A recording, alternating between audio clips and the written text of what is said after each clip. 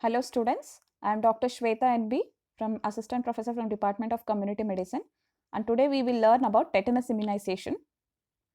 So here is a question. A person has received complete immunization against tetanus 10 years ago and now he presents with a clean wound without any lacerations from an injury sustained 3 hours ago. So he should be treated with what? These are all the options. So here the answer is he has to be given single dose of tetanus toxoid. So now we'll see about the tetanus prevention. So there are two types of immunizations which can be done, that is active immunization and passive immunization.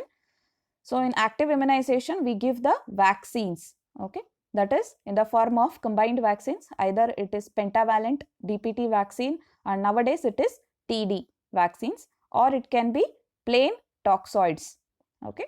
So this is the active immunization.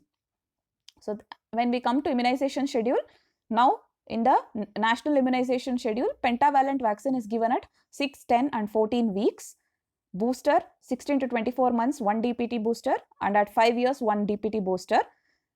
Previously 10 to 16 years TT doses were given, 2 doses at 10 and 16 years, but now it has been modified to TD vaccine. And pregnancy also we have 2 doses of TD vaccine which is given 4 weeks apart, okay, and only 1 single dose is given of TD if the lady has been immunized in the past 3 years. So coming to passive immunization, which is done with tetanus immunoglobulin and tetanus serum, okay. Anti-tetanus serum, we see that immunoglobulins are more useful than the anti-tetanus serum because it gives a longer passive protection up to 30 days, whereas here the protection in anti-tetanus serum is only 7 to 10 days. So prevention of maternal and neonatal tetanus. So different strategies were used. One is clean deliveries, increasing the TT immunization among the pregnant women, promoting institutional deliveries, and promoting the cleans in delivery, that is clean hands, clean delivery surface, clean cord care, clean blade for cutting, clean tie, and avoid anything to be applied to the cord stump, okay. And the important thing is India achieved maternal and neonatal tetanus elimination in the year 2015. So coming to the question per se, so tetanus immunization in wounds, how to treat a wound. So we have to first categorize the immunized state, okay. Category A is if the immunization had, if the person has had a complete course of toxoid or a booster dose within the past 5 years. Category B is he has had a complete course of toxoid more than 5 years ago but less than 10 years. Category C is within more than 10 years ago, and category D is the status is unknown. So wound category 1 is if the wound is less than 6 hours old, it is clean wound, non-penetrating with negligible tissue damage. Then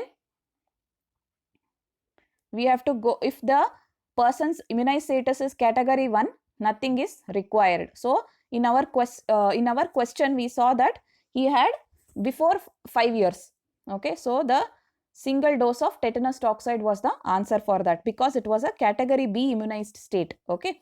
And if category C also only 1 dose of TT is required, otherwise category D is he has to undergo the complete course of toxoid. Wound category 2 is where it is other wounds, that is it can be tissue damage, okay. And here also we will divide them according to categories of the immunized state. Nothing more required if he is category A, 1 dose of toxoid if he has received the vaccine in the past 5 to 10 years. Then immunoglobulins has to be given for category C, and same thing for category D. Thank you.